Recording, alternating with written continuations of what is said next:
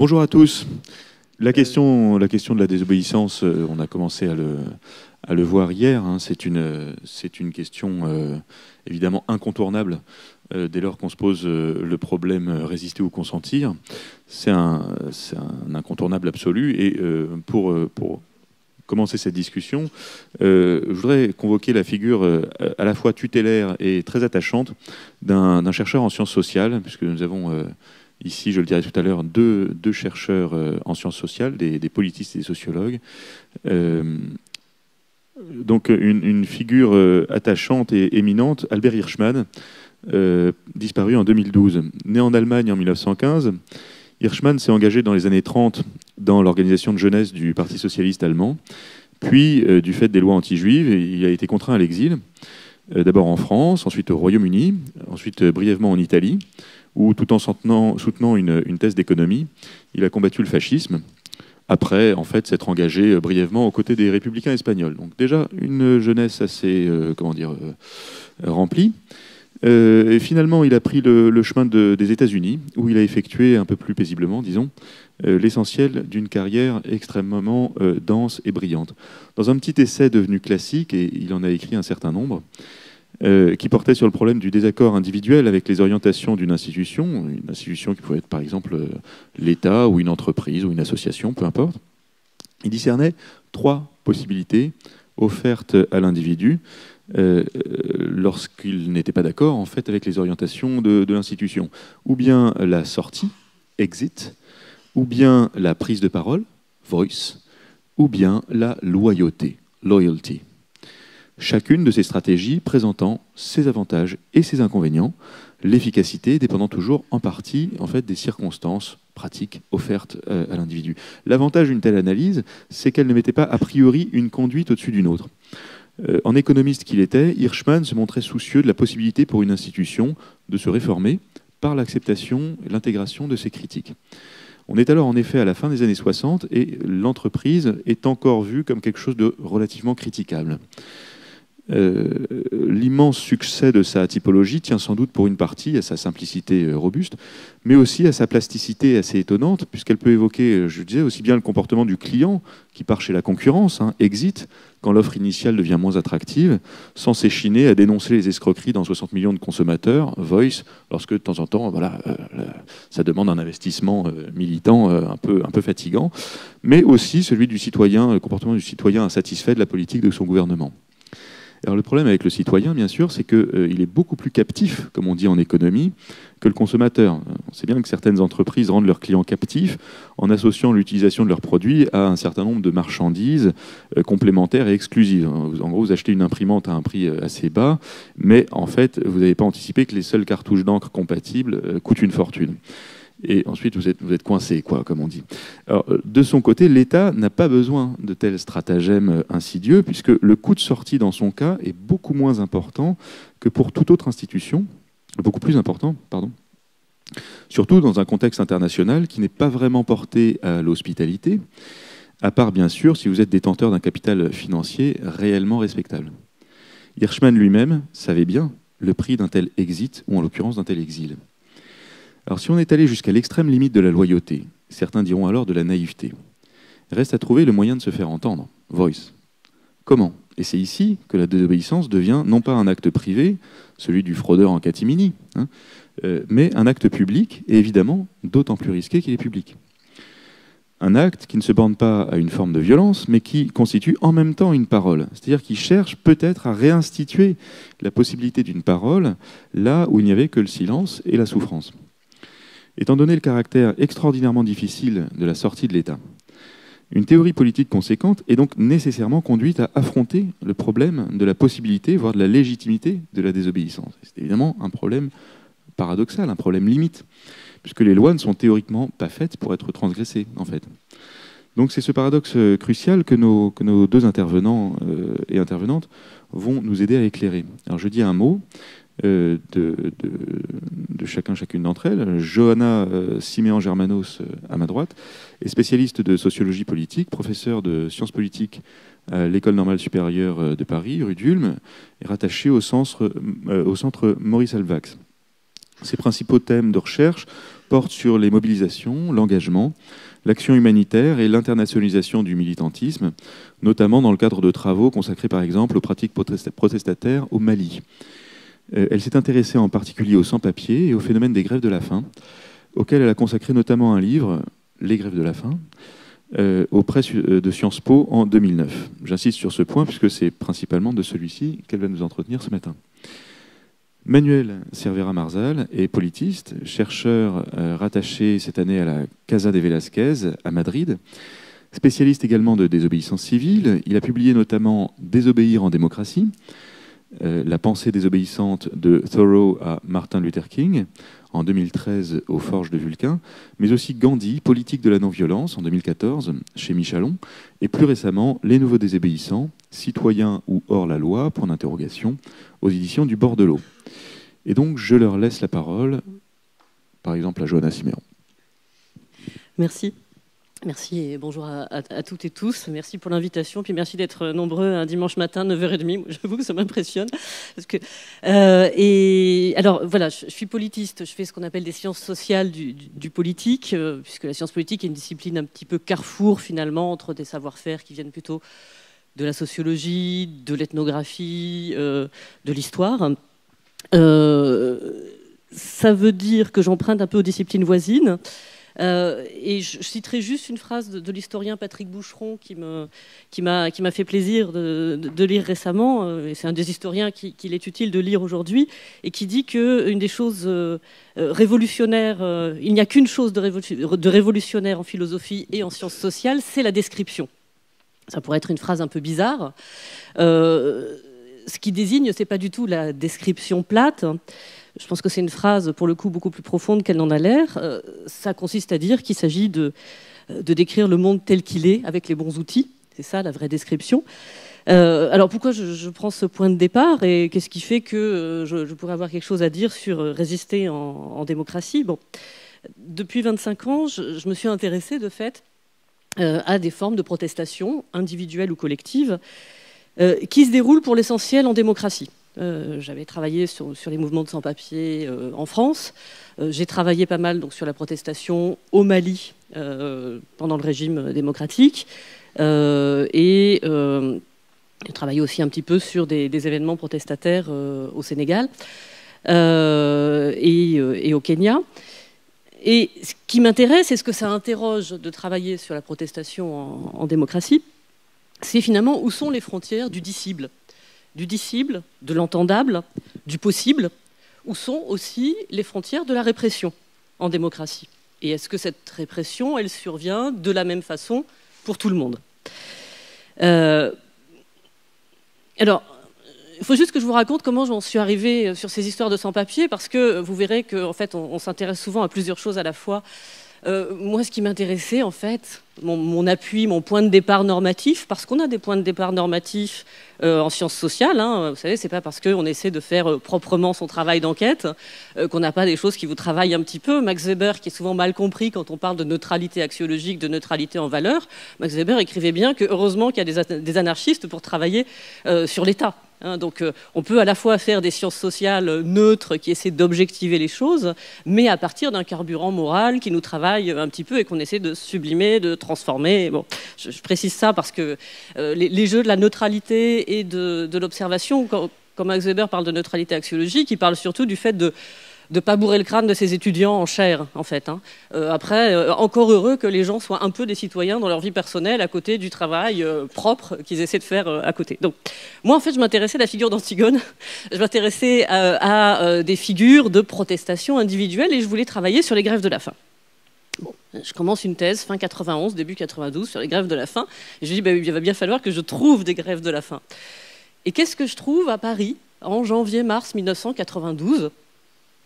Eh bien, les grèves de la faim que je trouve, c'est des grèves de la faim de sans-papiers, plus exactement d'un côté des demandeurs d'asile déboutés qui étaient en voie d'expulsion, et de l'autre des personnes qui étaient frappées par la double peine et qui, après avoir commis un délit, étaient en voie d'être expulsées. Donc j'arrive sur ces grèves de la faim, puis je me dis, tiens, allons voir s'il y en a eu beaucoup de ces grèves de la faim, et je découvre une espèce de continent de grèves de la faim depuis en particulier le début des années 72.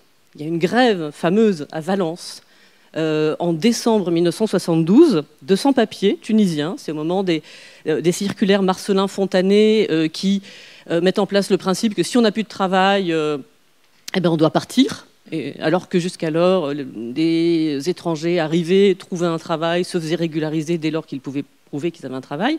Et du jour au lendemain, on change les règles. Et on dit bah non, si vous avez plus de travail, maintenant vous devez partir. Valence, Noël 1972, grève de la faim et grève de la messe dans une église de Valence, puisque des chrétiens de gauche soutiennent ces sans-papiers. Noël 72, les Turcs du Sentier, 1980, des employés dans la confection clandestine dans le Sentier, qui commence une grève de la faim après avoir accueilli un journaliste, Michel Honorin, qui fait un reportage qui sera diffusé à la télé, French Confection, et dans la foulée de ce reportage, qui commence une grève de la faim pour demander leur régularisation. Et c'est une des choses qui sera, disons, qui motivera la grande régularisation initiée à l'arrivée au pouvoir de François Mitterrand. Et puis les grèves de 91-92, qui sont donc à un moment de la réforme de l'asile, déjà, en France. Et au moment où je soutiens ma thèse, en fait, juste après, il y aura les grèves de Saint-Bernard, qui sont l'autre grande vague très connue de grèves de sans-papiers. Alors, qu'est-ce que ça permet de dire, qu'est-ce que ça permet de penser, ces grèves ? La première chose que je découvre, c'est que c'est des grèves collectives, alors que très souvent on a l'image d'un moyen individuel, un petit peu résiduel, un petit peu atypique de la grève de la faim.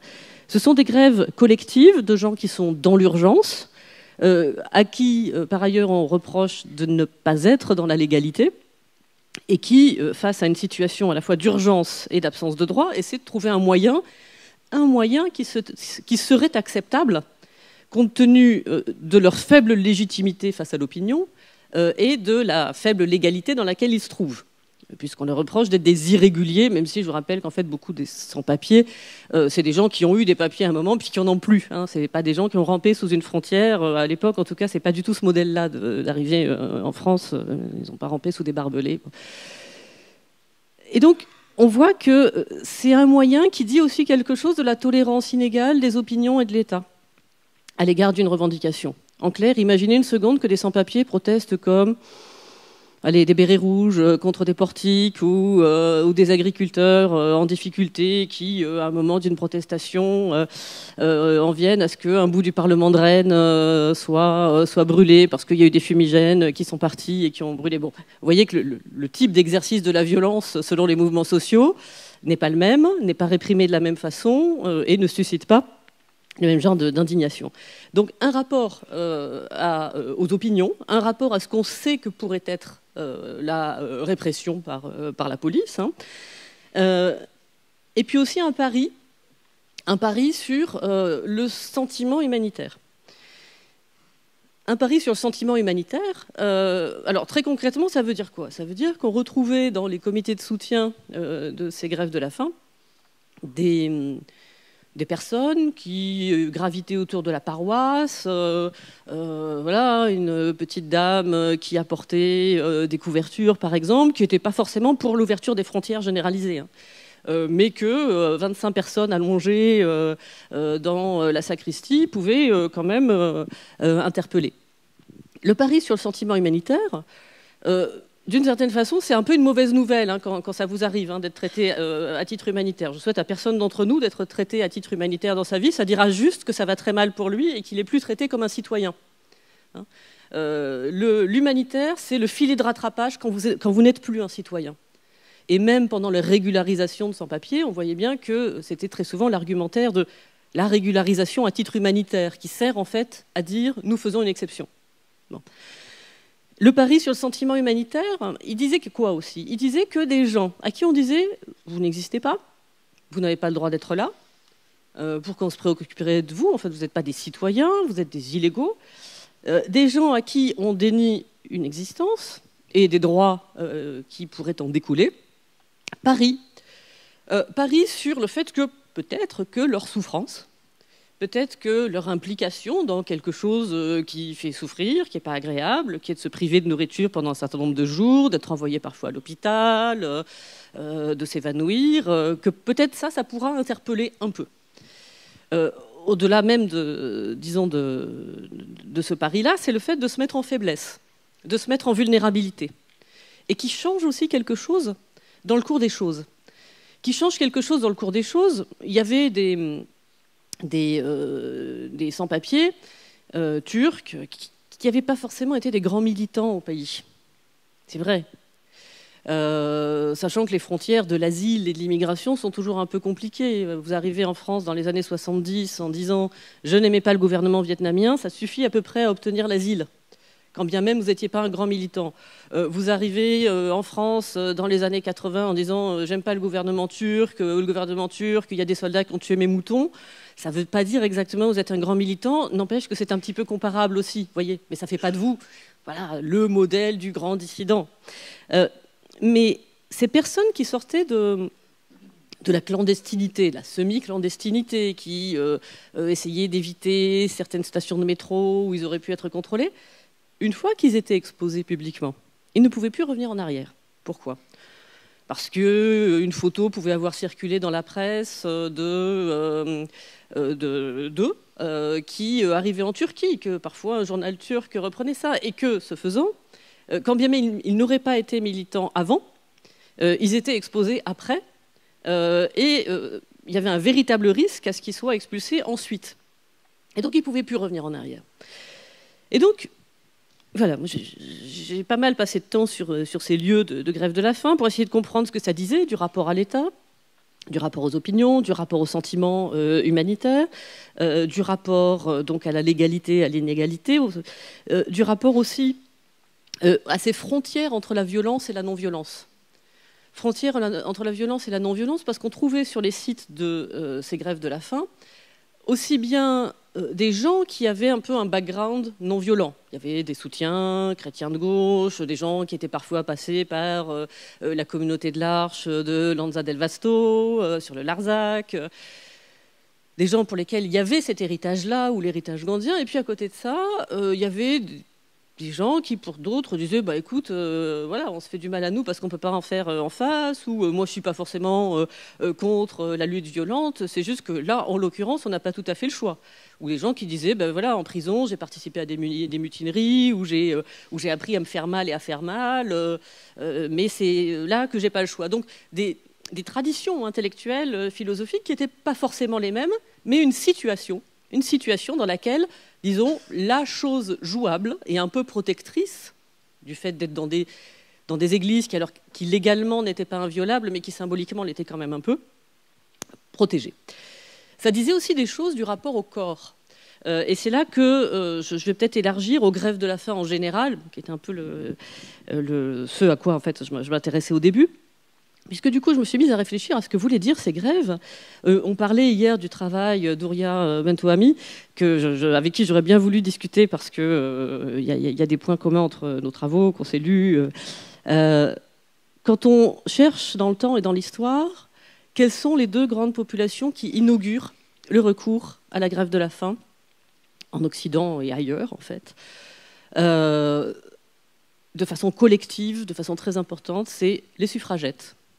Pour reprendre ce terme suranné, en tout cas les militantes pour le vote des femmes au Royaume-Uni au début du XXe siècle, et les nationalistes irlandais, dans les deux cas en prison, dans les deux cas qui vont subir, notamment les femmes, des réalimentations de force, qui sont d'une violence extraordinaire.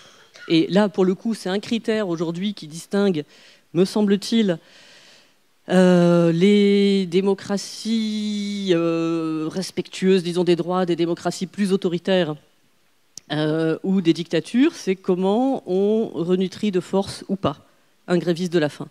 Il y a des récits absolument abominables, alors j'en livre quelques-uns dans le bouquin, mais aussi bien sur les renutritions de force des suffragettes, où on vous met en fait, dans la gorge un tuyau voilà, à peu près de cette taille, avec du lait, des œufs battus, où évidemment il y a des personnes qui vont décéder de fausses routes. C'est des descriptions qu'on retrouve au sujet des grévistes de la faim en prison de la fraction Armée Rouge. On sait que sur les détenus palestiniens en Israël, il y a eu aussi des types de renutrition de force de ce type. Et il y a un débat assez vif au sein de la communauté médicale sur de quelle façon on participe et comment à une renutrition de force. Parce que très souvent, l'argument de la renutrition de force à l'égard de grévistes de la faim et singulièrement de prisonniers, c'est de dire on ne peut pas faire de la non-assistance à personne en danger, on ne peut pas laisser mourir ces gens, en plus ça va fabriquer des martyrs, c'est insupportable, et donc il faut s'en occuper. Vous conviendrez qu'entre un médecin qui négocie, en essayant parfois de laisser des portes de sortie qui protestent, un médecin qui négocie éventuellement une petite perfusion avec sels minéraux, 2-3 choses, un petit peu de choses qui vont vous retaper d'un côté, et des médecins qui participent à du gavage de force, il y a évidemment une très grande différence. Ça veut dire que la façon dont on renutrit, avec ou sans le consentement du gréviste, elle dit aussi quelque chose de très fort, du respect des corps, et elle marque le retour du politique dans le corps du gréviste de la faim. Et que ce qui se joue dans une grève de la faim, c'est pas seulement je me mets en vulnérabilité et j'essaie éventuellement d'appeler aux opinions. Ce qui se joue aussi dans certaines grèves de la faim, c'est je refuse l'emprise sur mon corps. Et c'est pour ça que ça se fait pas mal en prison. Ça consiste à dire que même dans cet espace contraint entre tous, qu'est le monde carcéral, je vais pouvoir reprendre le contrôle de mon corps d'une façon ou d'une autre. La réponse, évidemment, d'un certain nombre de pouvoirs autoritaires dans leur pratique étant de reprendre à nouveau possession.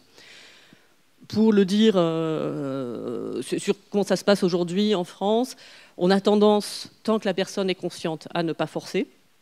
Et en revanche, quand la personne devient véritablement inconsciente, il y a en général, pour peu en plus que des proches inquiets interviennent dans l'histoire, il y a souvent des renutritions sur la personne inconsciente, mais on essaie quand même aujourd'hui d'éviter la renutrition de force sur personne consciente. Bon. Et donc voilà, on sait aussi que ça se passe à Guantanamo, la renutrition sur les personnes conscientes, et d'une façon là encore d'une très grande violence. Alors vous voyez que j'ai fait allusion, j'élargis encore un peu, j'ai fait allusion à certains cas dans lesquels on voit une extrême violence pratiquée sur des grévistes de la faim. C'est en particulier quand les pouvoirs d'État, avec des institutions démocratiques, vont pouvoir dire il est hors de question que nous nous apitoyions sur ces grévistes qui, par ailleurs, ont pratiqué la violence. Et effectivement, les gens qu'on laisse mourir de grève de la faim, c'est, en Occident, avant tout, les gens à qui on peut reprocher d'avoir exercé la violence. C'est la mort des Irlandais, et de Bobby Sands en particulier, c'est Hans Holger Mainz pour la fraction Armée Rouge, ou d'autres, et où là, c'est François Mitterrand déclarant au sujet des grévistes de la faim d'action directe, alors qui n'iront pas jusqu'à la mort, mais qui consiste à dire ma pitié va d'abord à leurs victimes. Et là, on voit qu'il y a quelque chose qui se joue sur le fait qu'un moyen non violent employé par des gens qui ont commis des meurtres ou qui peuvent être renvoyés à ça, là, dans l'espace futile démocratique, ces gens seront laissés de côté. Et on a très peu de cas de personnes qui sont allées jusqu'à la mort et qui, dans des contextes démocratiques, sinon, j'en ai trouvé quelques-uns quand même. Il y a parfois des gens qui font des grèves de la faim, qui ne sont pas très bien entourés, pas très bien pris en charge par un comité de soutien.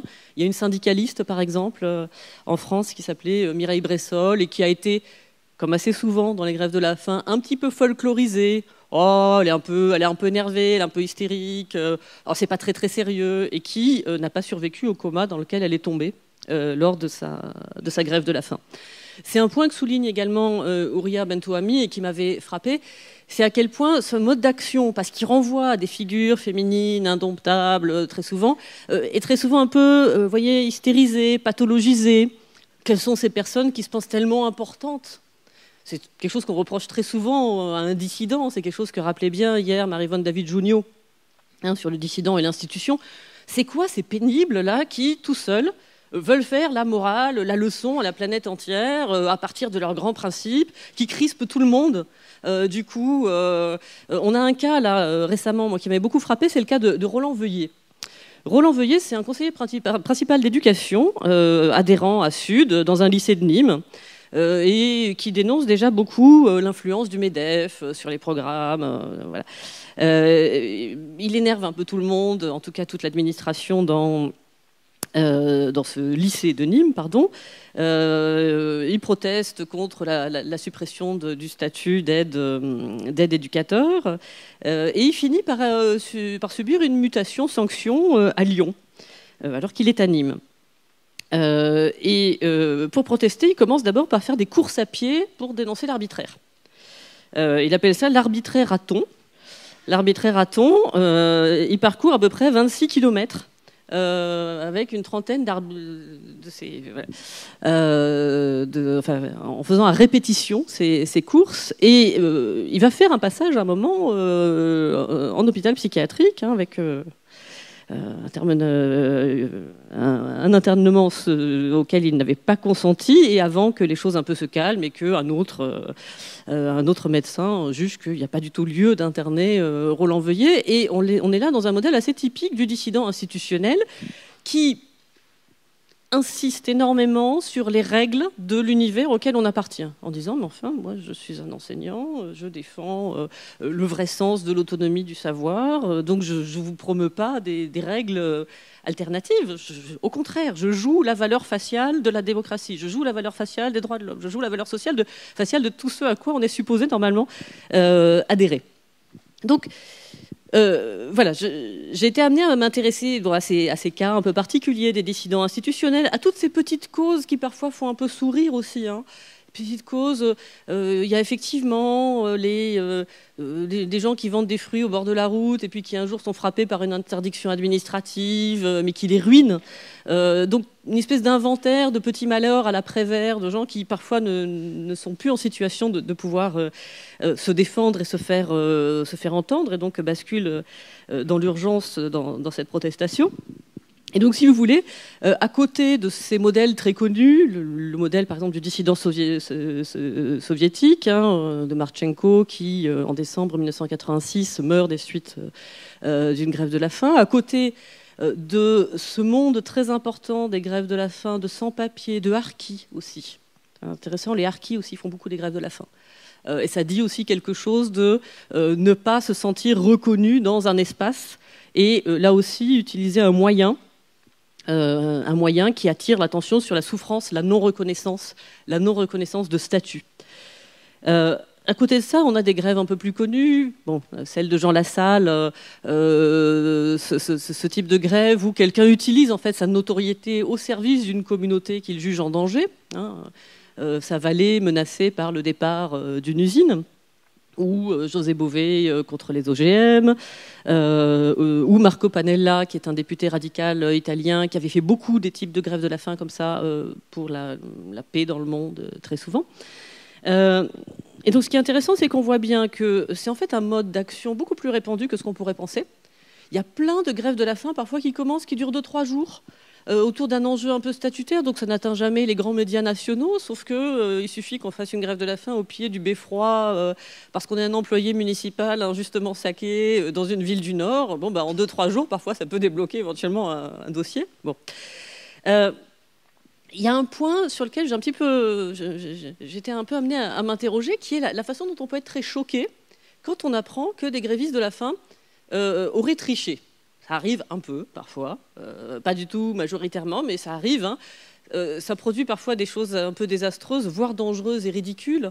J'ai le souvenir d'une grève de la faim dont on avait parlé, et où un des sans-papiers en grève s'était caché dans les toilettes pour manger à la va-vite un sandwich. Résultat, c'est lui qui a fini à l'hôpital, parce que c'est évidemment très dangereux de manger comme ça très vite, alors qu'on est à jeun depuis une semaine ou 10 jours. Et ça avait mis en cause la crédibilité de toute la grève collective, ce qui était en fait très dangereux pour tout le monde. Et je m'étais dit à un moment, c'est curieux, cette indignation qu'on peut avoir à l'égard de l'idée qu'il y aurait de la triche. Parce qu'après tout, si la cause est importante, c'est peut-être la cause qui compte. Qu'est-ce que ça dit? Ça dit malgré tout que la grève de la faim, c'est aussi une épreuve. Une épreuve au sens d'une mise à l'épreuve. Que ce qui se joue dans la grève de la faim, c'est pas seulement aussi le sentiment de la pitié, de l'humanitaire, c'est aussi montrer que la cause dans laquelle on s'engage, la revendication qu'on a, elle est assez importante pour qu'on s'inflige quelque chose, et que c'est cette chose qu'on s'inflige qui témoigne en même temps de la grandeur de la cause. Et donc il y a vraiment quelque chose qui se joue dans l'épreuve, et qui montre du coup que si on triche, on enlève évidemment toute valeur à la cause. Alors, pour conclure, si j'élargis encore un petit peu, je voudrais revenir sur des choses qu'on a souvent tendance aussi un peu à mélanger. Protester, mobiliser, ne pas consentir, qui sont déjà 3 choses un petit peu différentes. J'y pense parce qu'il y a cette méchante petite phrase dont je me méfie horriblement, qui est souvent une phrase qu'on entend à la fin de certaines réunions ou dans des situations un petit peu asymétriques, le fameux « qui ne dit mot consent ». Bon. C'est une technique de pouvoir, cette phrase. Qui ne dit mot consent, c'est pas vrai. C'est une phrase qui sert juste à tirer à son avantage le bénéfice du silence, et en disant que le silence vaudrait l'approbation.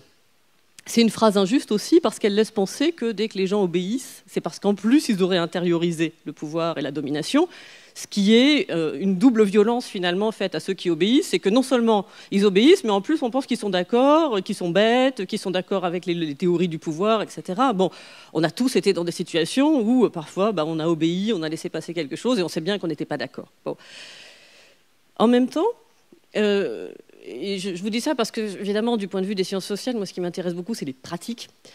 En même temps, les pouvoirs ne sont pas idiots. Les pouvoirs savent bien que, pour eux, l'important, c'est justement que les pratiques soient conformes. Que les pratiques soient conformes peut-être plus que les pensées, tant qu'on les garde pour soi. Vous savez, c'est comme marcher au pas à l'armée. Je pense que la plupart des militaires savent bien, la plupart des officiers savent bien que c'est pas parce qu'on marche bien au pas qu'on est d'accord de A à Z avec ce que veut faire l'armée ou avec le militarisme, mais ce que veulent obtenir les officiers, c'est d'abord qu'on marche au pas et de façon régulière. Pourquoi je vous dis ça? Parce que d'une part, je trouve ça injuste de penser que l'adhésion pratique vaudrait consentement dans les esprits, et en même temps, quand on en vient du côté de beaucoup de gens qui parfois peuvent un peu intellectualiser, moi y compris, pratiques, etc., je suis frappée de la façon dont on peut se trouver embarqué dans des pratiques détestables, en espérant les tordre un peu à leur avantage. Je m'explique. J'ai travaillé aussi sur des gens qui font de l'humanitaire. À une époque, j'observais des gens de Médecins du Monde. Bon, je les voyais en assemblée générale, qui disaient du mal du libéralisme à l'échelle mondiale, du capitalisme, qui lisaient Le Monde Diplo, et puis qui se retrouvaient embarqués, comme tous les humanitaires, dans des programmes qu'on appelait des programmes de recouvrement des coûts, consistant à dire... il ne faut pas espérer que ce centre de santé survive au nord du Mali à l'époque si les gens ne payent pas un peu pour leur santé. Donc en gros, qui adhérait pratiquement à des modèles de privatisation de la santé. Je voyais des gens qui obtenaient des financements en disant voilà, c'est les mots-clés du moment, il faut bien se glisser dedans. Je trouve ça dégueulasse, mais on n'y peut rien, c'est comme ça. Donc je vais juste essayer d'utiliser ces outils un peu détestables en essayant de les utiliser moins mal que d'autres. D'une certaine façon, qu'est-ce qui se passe à la fin du 19e siècle quand la France va coloniser la France va coloniser en disant si on ne le fait pas, de toute façon, les autres le feront. Et donc nous, en plus, comme on est un peu plus sympa, on apportera les droits de l'homme, le progrès, tout ça. De la même façon qu'aujourd'hui, on peut très facilement se retrouver dans une guerre en disant nous, au moins, on fait la guerre de façon un peu moins détestable que les autres. Et là encore, on ne peut pas ne pas y être. Bon. Je pense... Aujourd'hui, je pense en plus que plein d'entre nous qui travaillons dans des contextes où on est confronté à des choses qu'on trouve injustes sur le plan pratique, on essaie parfois de se consoler en disant « je ne suis pas dupe, je ne suis pas d'accord et j'essaie de faire un peu décemment les choses ». Bon. Il me semble que chez les intellectuels en particulier, on devrait se méfier de cette petite consolation qui consiste à dire « je ne suis pas dupe, je garde mon quant à moi ». Parce que désobéir, c'est une pratique, résister, c'est une pratique, et que la consolation toute interne et mentale de dire « dans mon fort intérieur, je ne suis pas dupe », ça peut peut-être nous consoler, c'est peut-être ce qui nous fait 2 fois plus obéir en pratique, en étant justement un peu distancié avec ce que ces pratiques peuvent avoir de détestable et à ce à quoi on participe. Et c'est sur ces pratiques que je voudrais conclure, parce que ces pratiques, elles s'apprennent, ces pratiques, on peut s'y entraîner, ces pratiques, elles se pratiquent justement. Je pense juste à un exemple qui me touche beaucoup, parce que c'est un exemple dont on parle beaucoup en sociologie des mouvements sociaux, qui est le fameux exemple de Rosa Parks. Bon. La façon dont est racontée l'histoire de Rosa Parks, le jour où elle refuse de se lever dans ce bus de Montgomery, consiste à dire qu'une petite employée, ce jour-là, décide de ne pas se lever. Et on se demande quasiment si c'est pas parce qu'elle est un peu plus fatiguée ou qu'elle a un peu plus mal aux jambes que les autres jours. Ça résonne vraiment avec la conférence d'hier matin sur le virilisme machiste dans la façon de raconter les résistances, parce que Rosa Parks, elle est quand même depuis des années à la NAACP, depuis des années, elle participe à des ateliers, à des discussions. À une époque, le Women Political Council réfléchit beaucoup aussi à la question du boycott. En fait, Rosa Parks, elle est super entraînée, super teigneuse, ça fait super longtemps qu'elle ne se laisse pas faire, et elle a tout un énorme background de militante. Et je trouve un peu dangereux la façon dont on raconte cette histoire de Rosa Parks, parce qu'on oublie de quelle façon résister, protester, ça s'apprend, la façon dont toutes ces pratiques s'apprennent. Plus récemment, vous savez qu'il y a eu le succès de ce film 120 BPM, plus récemment, il y a eu des articles qui sont parus sur comment les gens d'ACT UP apprenaient à protester, et leur récit, ça consiste à dire la première fois que j'ai dû participer à un ZAP ou un die-in ou m'allonger dans la rue pour protester, mais j'étais terrifiée, je détestais crier, il a vraiment fallu que j'apprenne, qu'on s'entraîne, qu'on fasse des workshops. Et cette question-là des apprentissages pratiques, l'idée que la désobéissance, bien sûr, elle suppose des idées, mais des fois les idées elles arrivent en cours de route, mais elle suppose d'abord des pratiques, et elle s'exprime d'abord dans des pratiques et dans des corps. Et si ces questions vous intéressent, je vous renvoie à un très beau, je suis en train de recharger le texte, un très beau papier d'un historien américain qui s'appelle Timothy Snyder, et qui a été assez traumatisé par l'arrivée au pouvoir de Donald Trump, et a publié un petit texte qui était une vingtaine de points, qu'il vient de transformer en livre, qui s'appelle « Vers la tyrannie » tout récemment. Et donc les 20 points, les 20 phrases, les 20 recommandations sont devenus 20 petits chapitres. Une vingtaine de points sur ce qu'il faut faire finalement quand on est confronté à ce genre de désastre que constitue l'arrivée de Trump au pouvoir. Et en fait, ce sont 20 recommandations très pratiques. N'obéissez pas à l'avance. L'autoritarisme reçoit l'essentiel de son pouvoir de plein gré. Protégez les institutions, respectez la justice, les médias. Ne dites pas les médias, ne dites pas la police. Protégez les institutions parce que les institutions sont composées de gens, qu'elles ne se défendent pas elles-mêmes. Souvenez-vous de la déontologie professionnelle, parce que effectivement tous les basculements autoritaires correspondent à ces moments où des gens trouveront qu'il n'y a pas de problème à obtenir un contrat de sous-traitant. Pourquoi pas pour déporter des gens en dehors d'un pays, pourquoi pas pour fabriquer des systèmes d'enfermement. Faites attention aux mots et aux clichés. Gardez votre calme quand arrive l'inconcevable. Soignez votre langage. Ne reprenez pas les mots que tout le monde reprend. Démarquez-vous. Il va bien falloir que quelqu'un le fasse. Il est facile de suivre en parole comme en acte. Croyez en la vérité. Enquêtez. Pratiquez une politique corporelle. Le pouvoir, dit Snyder, veut que vous vous ramollissiez dans votre fauteuil et que vos émotions s'évanouissent devant l'écran. Sortez, déplacez votre corps dans des endroits inconnus, au milieu d'inconnus. Faites-vous de nouveaux amis, marchez ensemble, échangez des regards, dites des banalités, sentez-vous responsable du monde, etc. etc. Bon, je ne vais pas tout vous lire. De ces 20 points très pratiques, il vient donc de sortir un beau petit livre qui s'appelle « Vers la tyrannie ». Et voilà. Il me semble que dans cette famille des gens qui font de l'histoire, de la sociologie, de l'anthropologie, peut-être qu'une des choses qui est intéressante dans ce qu'on fabrique, c'est pas seulement de manipuler des idées, c'est de faire attention à des pratiques et éventuellement des pratiques de non-consentement, de dissentiment et de résistance. Merci à vous.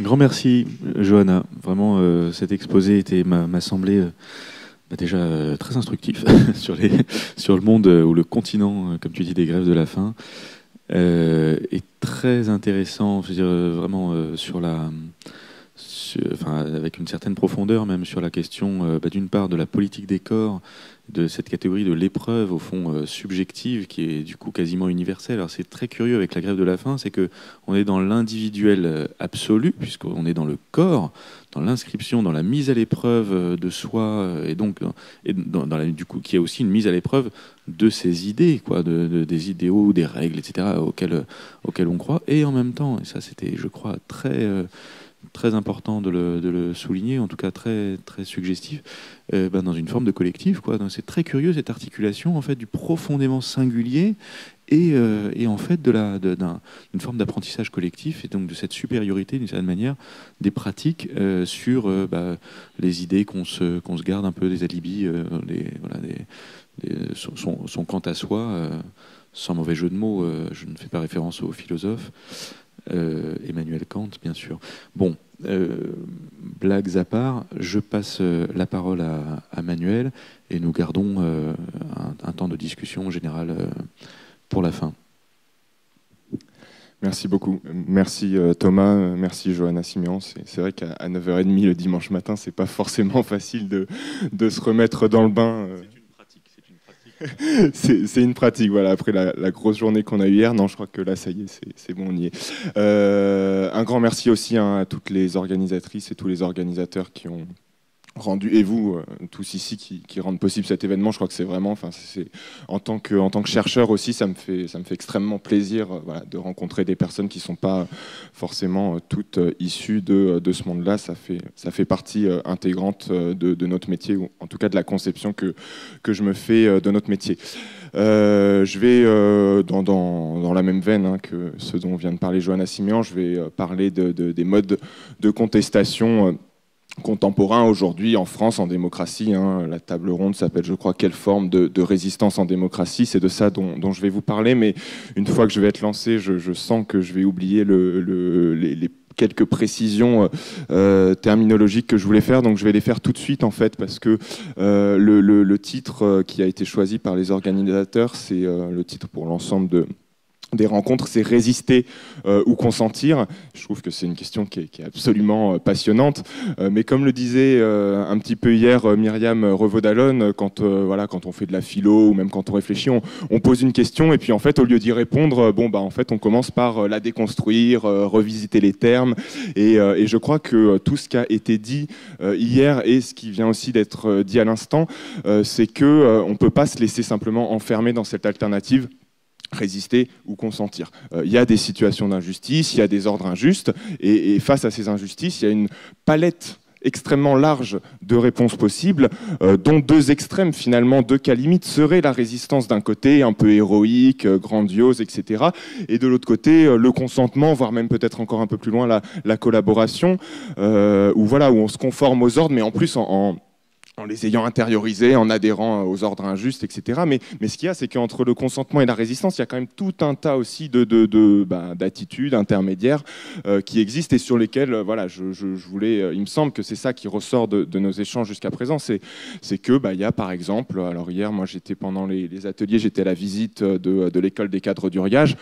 C'est vrai que sous l'occupation, je pense que la majorité des Français étaient ni forcément dans le consentement ni dans la résistance, peut-être tout simplement dans des formes d'accommodement, quoi. On est là, on cautionne pas, en même temps on résiste pas, on essaye de mener notre vie au quotidien, on fait avec, on compose, et alors ça c'est dans un cas un peu extrême d'une occupation nazie, mais je pense que face à des situations injustes plus ordinaires, et c'est pour ça que je disais, parce que Johanna Simian en a parlé, c'est oui c'est ça, on s'accommode, on fait avec, on est dans un entre-deux. Et il y a une autre forme aussi d'entre-deux dont je voulais parler, c'est parce qu'il y a un article d'une anthropologue féministe, Nicole Claude Mathieu, qui s'intitule « Quand céder n'est pas consentir ». Elle parle des agressions sexuelles subies par les femmes. Et c'est vrai que dans un grand nombre de cas, il y a des femmes qui cèdent face à leur agresseur, elles ne résistent pas, elles cèdent, mais on ne peut absolument pas dire qu'elles ont consenti, ça n'a pas de sens. Donc voilà, il y a vraiment, je pense, cet entre-deux. Et une seconde précision terminologique que je voulais faire, c'est vraiment pas très important, mais c'est juste que Là, tel que ça a été abordé, il est question de résistance. Moi, je vais plutôt parler de contestation. Voilà, je ne sais pas, c'est une question qui est ouverte. Je ne sais pas si la résistance et la contestation, c'est exactement la même chose. Moi, j'ai plutôt tendance à parler de résistance quand il s'agit de pratiques qui se font face à des pouvoirs ou dans des contextes qui sont autoritaires ou totalitaires, alors que la contestation... J'utilise ce terme quand on est dans un contexte plutôt démocratique. Voilà, il n'y a pas de résister, c'est résister à une forme d'oppression. Alors qu'on peut contester, on peut contester un ordre, une décision, pas parce qu'elle est oppressive, juste parce qu'on n'est pas d'accord avec, et ça se fait dans un contexte tout à fait démocratique. Donc, moi, je parlerai plutôt des modes de contestation. Et les deux idées, si vous voulez, que je vais essayer d'exposer là dans le temps qui m'est imparti, c'est d'abord un constat, celui que en France aujourd'hui, là depuis, je ne sais pas exactement combien de temps, allez, on va dire peut-être 2 décennies à peu près, mais tout ça c'est pour fixer un peu les idées. On assiste à une évolution des formes de la contestation qui, pour le dire simplement, sont de plus en plus illégales ou extra-légales. Voilà. Le centre de gravité de la contestation est en train de se déplacer de forme légale. Alors forme légale, qu'est-ce que j'entends par là? Ça peut être le vote, voter pour un parti qui est aux extrêmes, droite ou gauche, c'est une forme de contestation du système en place. Manifester, faire la grève, se syndiquer, faire une pétition, etc. Tout ça, c'est des formes de contestation légale qui sont reconnues dans notre Constitution, c'est des libertés fondamentales. Et tout ça, bien sûr, que ça continue d'exister aujourd'hui et que c'est très important, mais il me semble qu'il y a quand même un certain essoufflement de ces formes de contestation légale et que dans le même temps, alors c'est pas forcément une logique de vase communicant, je pense que c'est plus compliqué que ça, mais dans le même temps, on voit apparaître de plus en plus de formes de contestation illégale ou extra-légale. Alors qu'est-ce que j'ai en tête et je vais revenir dessus dans un instant. Bon, alors la désobéissance civile, les zones à défendre, l'activisme au sens de l'activisme en ligne, les lanceurs d'alerte, éventuellement aussi les manifestations interdites, etc., etc. Je reviendrai un peu là-dessus. Donc la première idée, elle est vraiment, c'est simplement un constat, voilà, d'une évolution des formes de lutte. Et le deuxième point, la deuxième idée que j'essaierai de présenter, c'est que ces modes de contestation illégaux, ils ne sont pas forcément illégitimes. Voilà. Ils ne sont pas forcément illégitimes, c'est le deuxième point sur lequel je reviendrai. Alors d'abord sur ce déplacement, sur ce déplacement du centre de gravité de la contestation. Bon, c'est vrai que quand on fait de la sociologie, on fait aussi toujours un peu d'histoire, on essaye de voir est-ce que la conflictualité sociale, elle monte, elle descend, il y a des périodes comme ça, faste, les années 70, c'est le Larzac, il y a déjà des premiers mouvements de sans-papiers, c'est aussi le mouvement écologiste, et donc là on a un peu un âge d'or des luttes. Après vous avez les années 80 où il y a une sorte de reflux, certains ont même dit une décennie cauchemardesque. C'est l'arrivée au pouvoir de Mitterrand. Il satisfait un certain nombre de revendications pour lesquelles donc il n'y a plus forcément à se mobiliser. Il intègre aussi un certain nombre de cadres, de leaders des mouvements sociaux dans ses équipes. Donc ça vient comme ça un peu vider les énergies militantes.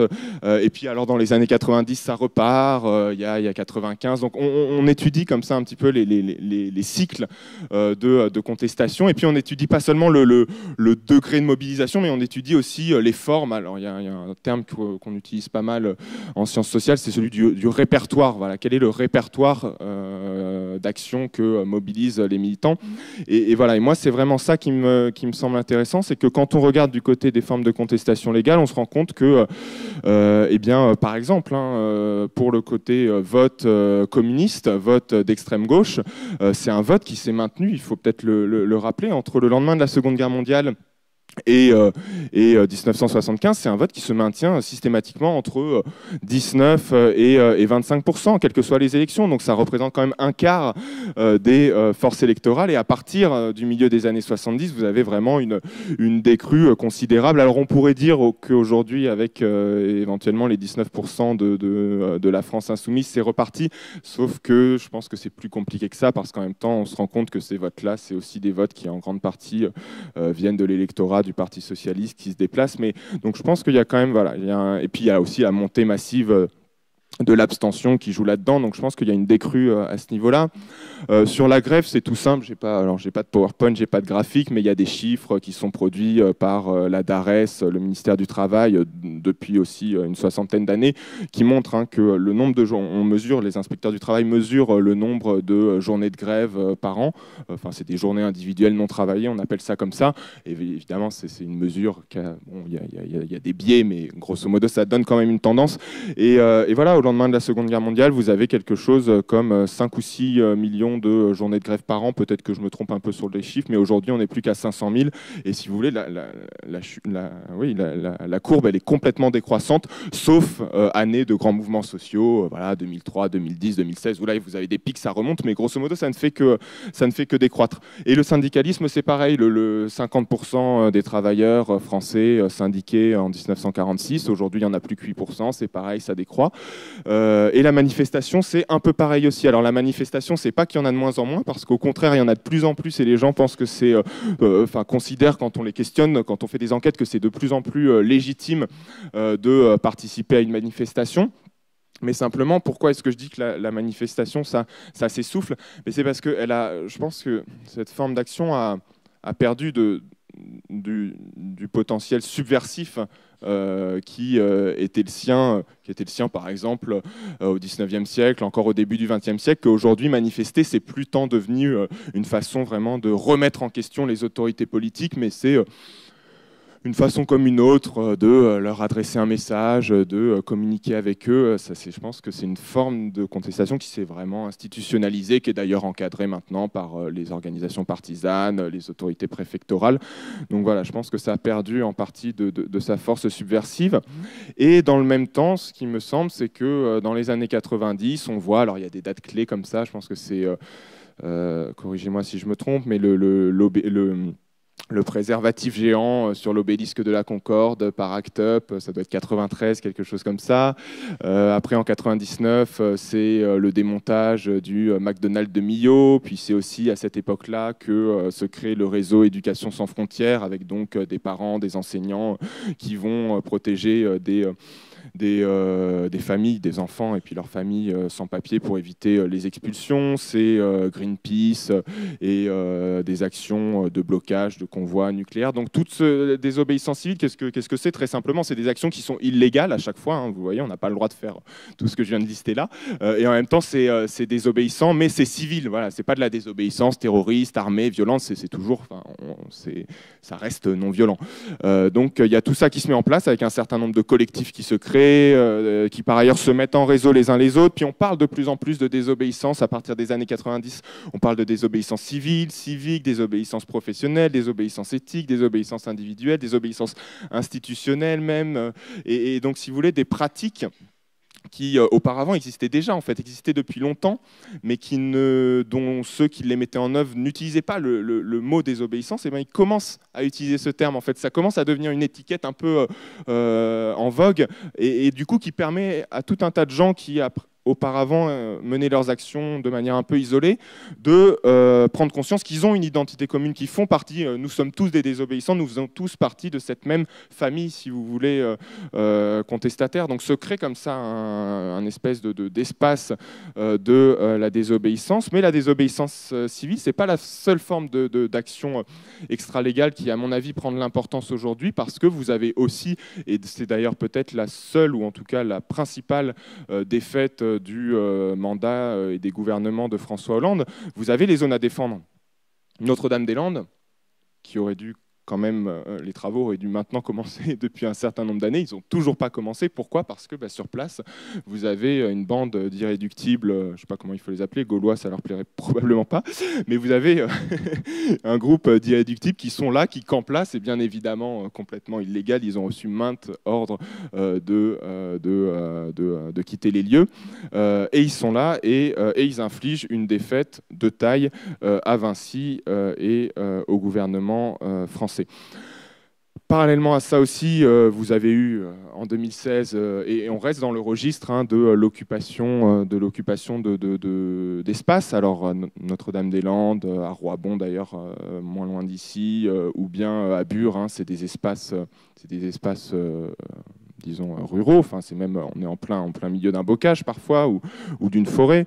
Et puis, je dis parallèlement à ça parce que Nuit debout, c'est plus de 150 places qui ont été occupées. C'est aussi une occupation d'espace. Alors, c'est urbain, c'est un peu différent, mais c'était aussi en grande partie légal. Parfois, c'était autorisé pendant certaines heures de la journée, mais la plupart du temps, c'était quand même des actions qui étaient illégales.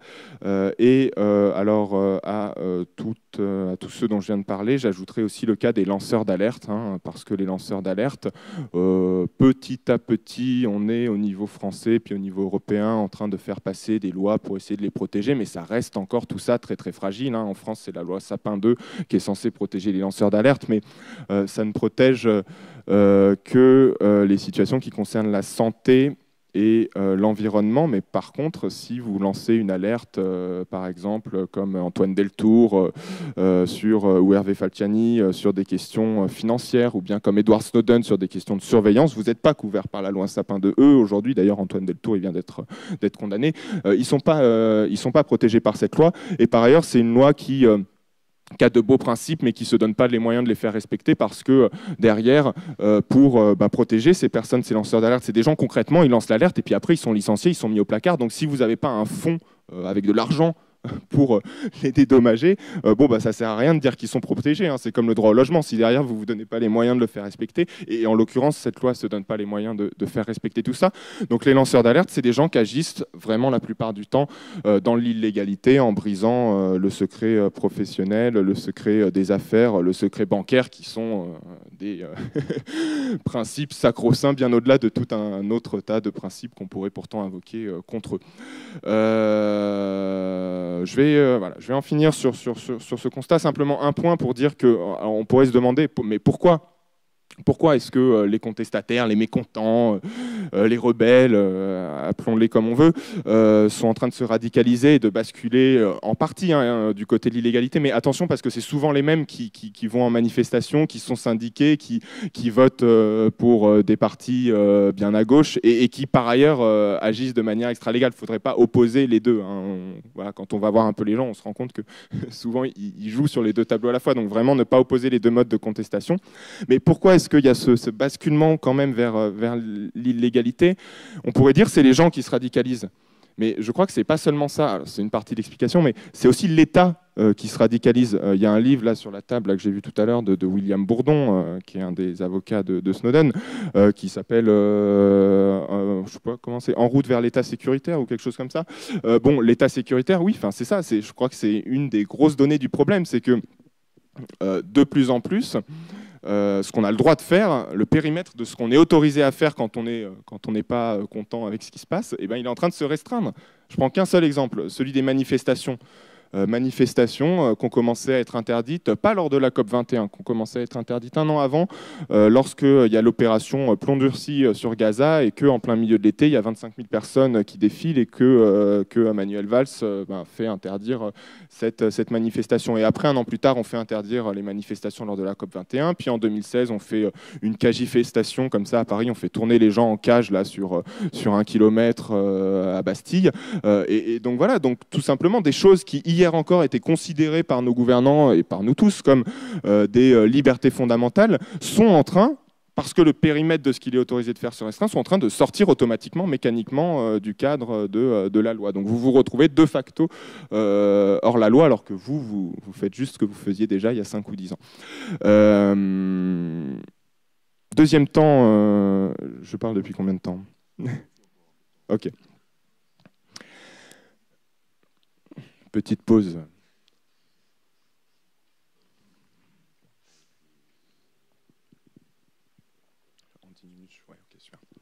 Merci. Deuxième temps de mon propos. Quand on conteste, en restant dans le cadre de la loi, ça pose a priori pas de problème. Quand on conteste de manière illégale et qu'on conteste contre un pouvoir autoritaire ou totalitaire, contre un pouvoir qui n'a pas été élu, contre un dictateur qui viole de manière absolument manifeste les les droits humains les plus élémentaires, ça pose pas de problème non plus de désobéir. Je veux dire, c'est considéré comme légitime, c'est même considéré comme nécessaire de désobéir face à un dictateur. Là où ça commence à poser problème, c'est quand notre action elle est désobéissante, mais qu'elle est désobéissante dans un régime démocratique. C'est là que ça pose un vrai problème de légitimité. Et alors, ce que je voudrais essayer de faire là dans les quelques minutes qui me restent, c'est essayer de montrer pourquoi ça pose problème, quelles sont les objections qu'on peut faire à tous les acteurs là que j'ai mentionnés, hein, les désobéissants civils, les zadistes, l'activisme, les lanceurs d'alerte, etc. Il y a des bonnes raisons de considérer que ce qu'ils font, c'est pas forcément légitime, ça pose question, ça nous interroge. Donc je voudrais essayer de présenter ce qui me semble être les 3 objections qui leur sont le plus souvent adressées, et puis aussi, pour donner la parole à chacune des parties, de montrer comment c'est désobéissant. Bon, j'utilise cette étiquette, hein, elle convient pas, mais j'utilise cette étiquette pour parler de tous ces gens-là. Comment ces désobéissants répondent à leurs adversaires ou à leurs détracteurs. Alors le premier argument, hein, qui est invoqué contre ce type d'action extra-légale, il est tout simple, c'est de dire, mais écoutez, le propre de la démocratie par rapport au régime non démocratique, c'est d'offrir aux minorités, à ceux qui sont en désaccord avec le gouvernement ou avec ce qui a été voté, c'est de leur offrir des moyens d'exprimer leur mécontentement à travers tout ce qu'on disait. Vous pouvez, si vous voulez, vous n'êtes pas obligé de voter pour le parti au pouvoir, vous pouvez voter pour un autre parti d'opposition, vous pouvez aller manifester, vous pouvez signer des pétitions, voilà, vous pouvez faire tout un tas de choses. Donc la démocratie, c'est le pluralisme, et c'est ça qui la distingue des régimes non démocratiques. Et donc finalement, vous qui désobéissez, qui sortez du cadre de la loi, mais au nom de quoi est-ce que vous vous autorisez à contester illégalement, alors que le propre de la démocratie et ce qui fait sa supériorité, c'est son esprit d'ouverture, c'est de vous permettre de contester légalement. Voilà, vous vous octroyez un espèce de passe-droit qui vous exclut finalement de la communauté démocratique. Alors là, il y a 2 réponses qui sont apportées par les désobéissants. Bon, une réponse toute simple et toute banale qui consiste à dire « oui, mais ». Les modes de contestation légaux que vous venez d'invoquer, aujourd'hui, on voit bien que c'est des canaux qui sont bouchés, qui sont inefficaces, qui sont insuffisants. On n'arrive jamais à atteindre nos buts à travers ces canaux-là. Regardez, la droite était au pouvoir, j'ai voté pour la gauche, elle mène la même politique que la droite, donc vous voyez bien que voter pour d'autres partis, ça suffit pas. Donc, je vais prendre moi-même en main les choses et voilà, je vais désobéir. Ça, c'est le premier type d'argument. Et alors, il y a finalement, c'est assez banal. Il y a un autre argument qui est peut-être un peu plus profond de la part des désobéissants, c'est de dire, d'accord, mais la légalité, qu'est-ce que c'est ? Finalement, la légalité, elle évolue aussi. La légalité, c'est quelque chose qui dans le temps, se modifie. Vous me dites que j'ai le droit de protester en manifestant uniquement et en pétitionnant et puis en votant et puis en faisant grève, mais manifester, faire grève, pendant longtemps, c'était pas légal, justement. C'était pas légal. Ça l'est devenu parce que ça a été accepté parce que des gens, de manière illégale, ont fait grève et ont manifesté. Donc, faut pas avoir une vision comme ça. Faut pas sacraliser ce qui est légal et ce qui est pas légal. Tout ça dépend aussi en partie de rapports de force, de lutte qui peuvent sortir du cadre de la loi. Le deuxième argument contre les désobéissants, c'est le caractère antidémocratique de leur action, parce que c'est des gens du coup qui violent des lois, et donc on leur dit mais écoutez, la loi, c'est le fruit du travail d'un Parlement qui a été régulièrement, légitimement élu. La loi, de manière plus générale aussi, c'est l'expression de la volonté générale, c'est l'expression de la volonté de la majorité. Et donc vous, finalement, si vous refusez la loi, vous refusez le principe de majorité qui est au fondement de la démocratie. Vous octroyez de votre propre chef un espèce de droit de veto individualiste, égoïste, qui fait que oui, vous refusez de jouer le jeu démocratique. Alors, face à cette accusation, il y a 2 types de réponses de la part des désobéissants qui sont vraiment, pour le coup, très, très différentes. Je pense même qu'elles ne sont pas forcément compatibles. Il y a un type de réponse qu'on trouve chez Henry David Thoreau qui consiste à dire « oui, mais quelque part, le principe de majorité, je peu importe, je m'en fiche. Ou c'est pas je m'en fiche, mais c'est le principe de majorité, c'est secondaire. Quelle est la règle qui doit dicter ma conduite? C'est pas ce que dit la majorité, c'est ce que dit ma conscience morale, c'est ce que me dit mon fort intérieur. Voilà. Je dois écouter la petite voix qui parle en moi plutôt que la voix de la majorité, parce que l'histoire nous prouve que la majorité peut tout à fait se tromper, prendre des décisions désastreuses. Donc d'abord la fidélité à moi-même avant la loyauté à ce qu'a décidé démocratiquement ma communauté d'appartenance. Donc si vous voulez, ça c'est un argumentaire qui est assez individualiste en fait, finalement, hein, qui consiste à mettre l'individu au-dessus du collectif et de la démocratie. Hannah Arendt, dans le texte qui a déjà été évoqué hier, je ne me rappelle plus par qui, elle est très frileuse vis-à-vis de cet argument de Thoreau de dire la conscience individuelle est souveraine et doit prévaloir sur la loi de la majorité. Hannah Arendt, elle est très méfiante vis-à-vis de Thoreau là-dessus, parce qu'elle dit mais d'abord, si vous me dites je désobéis parce que ma conscience individuelle me dit que telle loi est injuste, j'ai aucune façon d'aller vérifier que c'est vrai, que vous n'êtes pas tout simplement en train de mentir, parce que votre conscience individuelle, il n'y a que vous qui pouvez savoir ce qu'elle vous dit. Moi, je ne peux pas pénétrer dans votre âme et aller vérifier que vous n'êtes pas en train de mentir. Enfin, vous pouvez tout à fait invoquer votre conscience morale pour justifier une action qui en réalité ne sert que vos intérêts bassement privés et matériels. Et moi, je peux pas savoir ce qu'il en est au fond. Ça, c'est le premier point de Arendt. Et le deuxième point que dit Hannah Arendt, c'est par ailleurs évoquer comme ça la souveraineté de la conscience individuelle. Alors certes, c'est très pratique quand ce que vous voulez faire, c'est de contester un pouvoir politique. Ça, pour le côté, quand vous êtes dans une posture négative, de refus, de critique, oui, vous pouvez toujours invoquer votre conscience éthique. Mais le problème, c'est qu'il ne suffit pas de critiquer, de contester. Il faut aussi proposer. Si on refuse une loi ou si on refuse un régime même, c'est bien pour mettre une autre loi ou un autre régime à la place. Et là, dit Hannah Arendt, attention, parce que si vous prenez appui sur votre conscience morale individuelle, comment est-ce que vous allez réussir à créer un nouvel ordre politique? Comment est-ce que vous il y a beaucoup de chances, dit-elle, il y a une forte probabilité que ce que vous dit votre conscience individuelle soit différent de ce que vous dit à vous votre conscience individuelle et ce que me dit moi ma conscience individuelle, et donc que finalement il n'y ait plus rien en commun, qu'il n'y ait plus rien de partagé, et que alors c'est très bien, on est content, on a renversé le pouvoir en place, mais qu'est-ce qu'on met rien d'autre à la place? On met rien d'autre à la place parce que pour créer du commun, il suffit pas de se baser sur de l'éthique, de la morale, il faut du politique. C'est dans le politique que se crée un monde commun. Donc Hannah Arendt, elle refuse ce type d'argument, et ça me permet de faire la transition vers un deuxième type de discours qu'on retrouve assez chez les désobéissants, quand on les accuse d'être de mauvais démocrates, voire des antidémocrates, parce qu'ils violent la loi qui a été élaborée démocratiquement. Ce qu'on retrouve assez souvent chez les désobéissants, et quand je dis chez les désobéissants, c'est chez ceux auprès desquels j'ai enquêté aujourd'hui en France, mais il y a de fortes similarités avec ce qu'on retrouve déjà dans les textes des fondateurs comme Gandhi et Martin Luther King.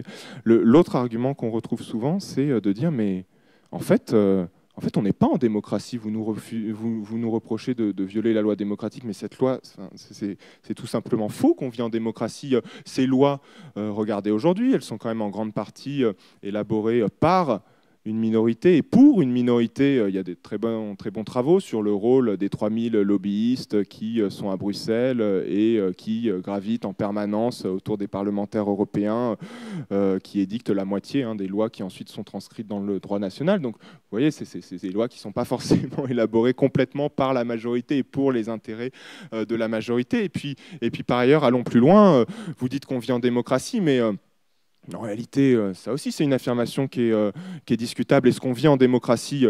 Un tiers de notre temps de vie, je parle là très très concrètement, un tiers de notre temps de vie, on le passe au travail, dans des entreprises. L'entreprise capitaliste, c'est pas la forme d'organisation la plus démocratique qui soit. On peut même considérer que c'est une forme d'organisation féodale ou néo-féodale. et les ordonnances Macron vont nous permettre de rendre tout ça beaucoup plus autogéré. Non, donc voilà, on passe quand même 35 heures au minimum de notre semaine dans des organisations qui sont non démocratiques. Parce que la démocratie, elle s'arrête à la porte aujourd'hui des entreprises. Elle est considérée comme s'appliquant uniquement dans le domaine politique, mais étroitement politique. Hein. Et même la famille, je parle de l'entreprise, mais on pourrait aussi questionner la famille. Alors la famille, pas la famille en général, mais le modèle dominant aujourd'hui de la famille, bon, dans les textes, c'est pas ça, mais dans les faits, dans la pratique, c'est encore un modèle patriarcal. Bon, est-ce que la famille patriarcale, c'est respectueux des valeurs démocratiques et notamment tout simplement de l'égalité? Non. Donc, vous voyez, on passe aussi une grande partie de notre temps à nouveau dans un espace qui est non démocratique. Et le seul moment, peut-être les 2 ou 3% de moments de notre vie qu'on passe dans un espace démocratique, les moments où on va voter, eh ben, est-ce que ça aussi, est-ce qu'aller voter, c'est démocratique? Bon, il y a un certain nombre de personnes auxquelles moi j'accorde beaucoup de crédit, qui considèrent que nos régimes politiques, c'est pas des régimes démocratiques, c'est des régimes, oligarchie pluraliste. Voilà, c'est pas, il faut pas. J'aime vraiment pas le discours qui consiste à présenter comme. Je trouve que ça, d'abord, c'est faux et en plus, ça dessert complètement la cause qu'on prétend. Dire qu'on est dans des régimes totalitaires ou fascistes ou exagérer le caractère autoritaire, tout ça, ça dessert le propos. Mais on est dans des régimes aristocratiques, oligarchiques, avec quand même du pluralisme et puis un lien à travers le processus électoral entre gouvernants et gouvernés. Mais c'est pas démocratique au sens fort et c'est pas démocratique au sens étymologique du terme et c'est pas démocratique voilà, bon, pour tout un tas de raisons. C'est une discussion que vous connaissez puisque vous vous êtes retrouvés l'an dernier sur ce sujet-là. Donc on peut discuter de tout ça. Et alors, et peut-être que je finirai là-dessus parce que je trouve que c'est peut-être l'objection, moi c'est l'objection qui m'intéresse le plus, qui est faite contre les désobéissants, c'est de leur dire mais si chacun s'autorise à désobéir à une loi au seul motif qu'il la juge injuste, est-ce que ça ne va pas précipiter la société dans le désordre généralisé?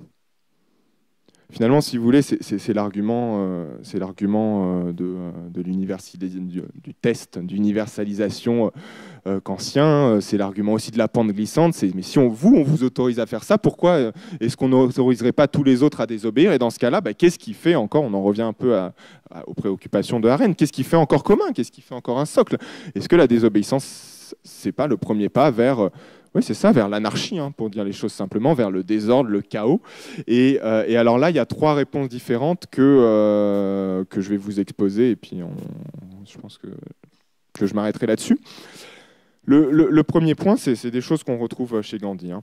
Le premier point, c'est de Gandhi quand on l'accuse de générer du désordre, parce qu'on l'en a accusé à peu près quotidiennement, c'est de dire non, mais l'action de désobéissance civile, la campagne qu'on est en train de mener, par exemple en allant récolter du sel par nous-mêmes, ce qu'on n'a pas le droit de faire puisque c'est une prérogative des Britanniques, c'est pas ça qui crée du désordre. Ça ne fait que rendre visible un désordre qui était préalable, mais qui était latent, qui était souterrain, qui n'était pas visible. C'était le désordre généré par l'injustice de la colonisation. Et nous, voilà, on permet on met à nu, on rend public ce désordre.